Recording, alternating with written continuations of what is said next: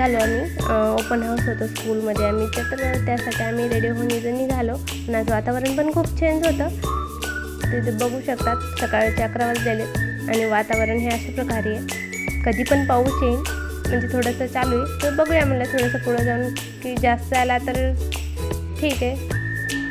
तर बघू शकतात थोडा चालू झाला होता पाऊस, त्यामुळे आम्ही 2 व्हीलर नाही घेता 4 व्हीलर घेऊन निघालो स्कूलमध्ये. हे बघा वातावरण अशा प्रकारे आहे. आज होता स्कूलमध्ये रिझल्ट, तर बघूया आता ह्याचा रिझल्ट कसा येतोय तो. तर आता टेन्शन आलं होतं, मम्मी मी खूप छान पेपर सोडला आहे. तर म्हटलं बघूया आता रिझल्ट बघितल्याच्या नंतर समजेनच. तर पोहोचलो आम्ही इथे स्कूलमध्ये. ते बोलतोय की मम्मी मी खूप छान पेपर सोडला आहे, माझा रिझल्ट खूप छान येणार आहे. म्हणलं ठीक आहे, तर चला आता आतमध्ये जाऊया. हे अशा प्रकारे आमची स्कूल आहे, खूप छान स्कूल आहे, मिलिटरी स्कूल आहे.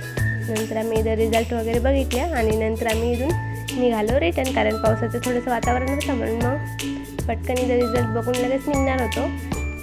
नंतर निघालो रिटर्न इथून. एक साईड बघू शकता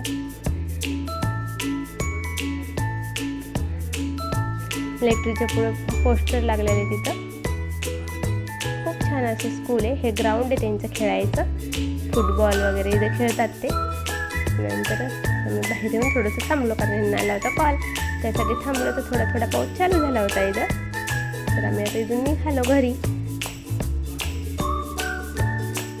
बघू शकता आभाळ किती आलेले. नंतर मी आल्याच्यानंतर इथे चटणी करायला घेतली, काहीतरी वेगळी चटणी करूया आज.